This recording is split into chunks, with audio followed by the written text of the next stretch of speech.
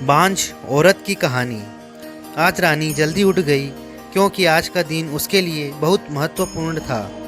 अकेलापन दूर करने के लिए अपने लिए जिनका एक कारण घर लेकर आ रही थी। देखा जाए तो बहुत खुश भी थी और थोड़ी सी नाराज भी थी क्योंकि पिछले 7 साल की यादें उसे रात भर सोने नहीं देती थी और अब स्वस्थ बैठने भी नहीं देती थी। चाय का कप लेकर वह गैलरी में आकर बैठी और गुजरा हुआ कल उसके आंखों के सामने आने लगा। बेटा, तुम्हें ऐसे नहीं जाना चाहिए था।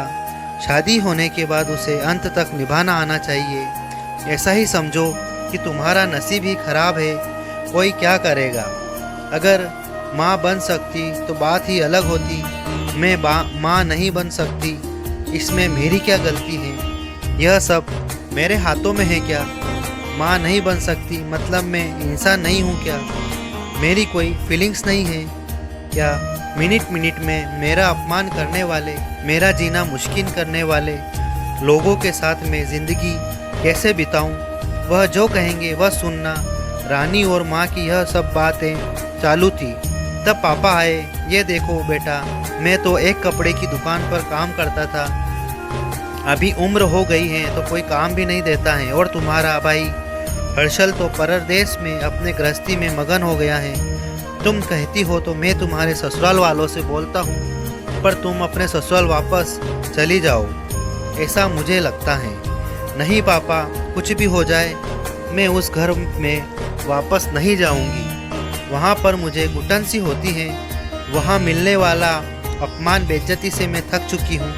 शादी के पहले मैं मेरे पैरों पर खड़ा रहना चाहती थी, पर मेरा ग्रेजुएशन होते ही आपने मेरी शादी करवा दी। तभी मैंने आपके दबाव में आकर शादी की, पर अभी जब मुझे आपके सहारे की ज़रूरत है तो आप पीछे हट रहे हो। शादी के बाद लड़की ससुराल में ही शोभा बढ़ाती है। मायके में 4 दिन ही रहना अच्छा लगता है रानी। लोग क्या बोलेंगे। शादी मतलब कोई खेल नहीं है बेटा। पापा गुस्से में ही बोल रहे थे।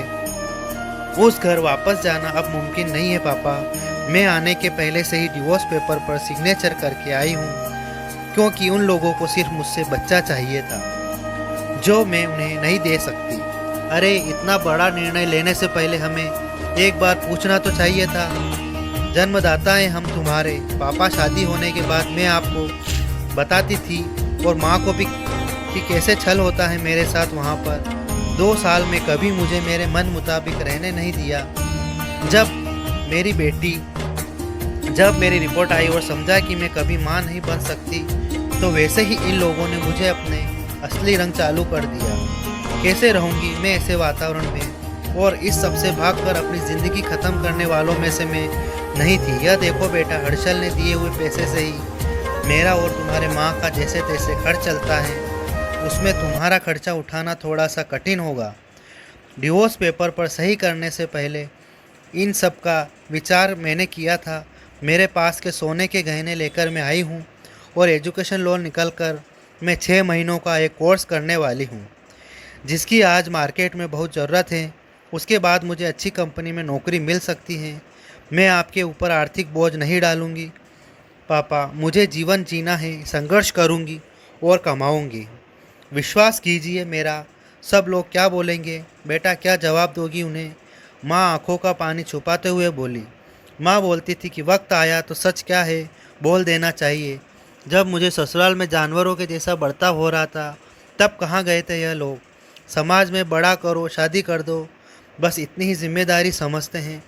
बेटियों को बड़ा करके योग्य पढ़ाई देकर खुद के पैरों पर खड़ा करना यह माता पिता की जिम्मेदारी होती है, ताकि आगे जाकर कभी खराब हालत हो तो उसे इस्तेमाल कर सके।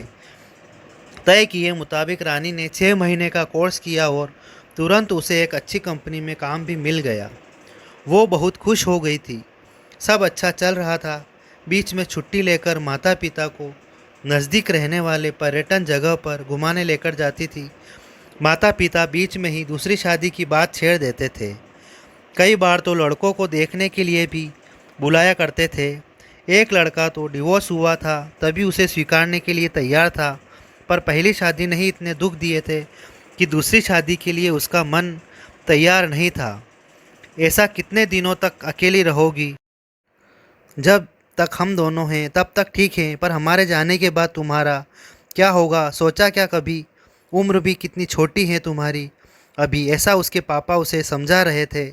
माँ पापा, आप दोनों मेरी शादी का विचार करना बंद कर दीजिए। आप दोनों को खुश देखकर मैं खुश होती हूँ।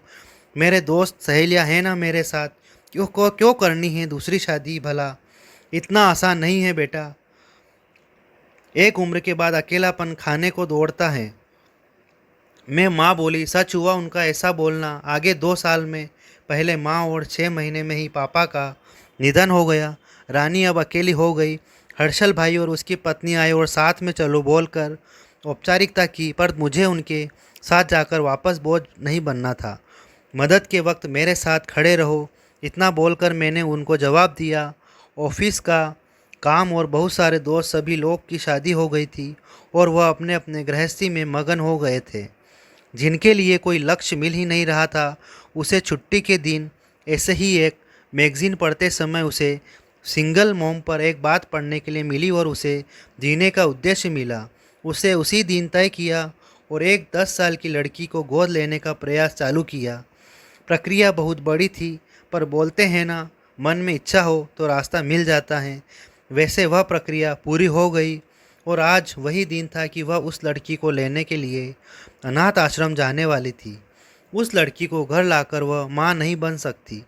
इस सोच पर और उस पर होने वाले सभी आरोपों को मिटा देना चाहती थी। तभी उसने निश्चय किया कि लड़की को बहुत पढ़ाऊंगी, खुद के पैरों पर खड़ा करूंगी और फिर शादी करूंगी।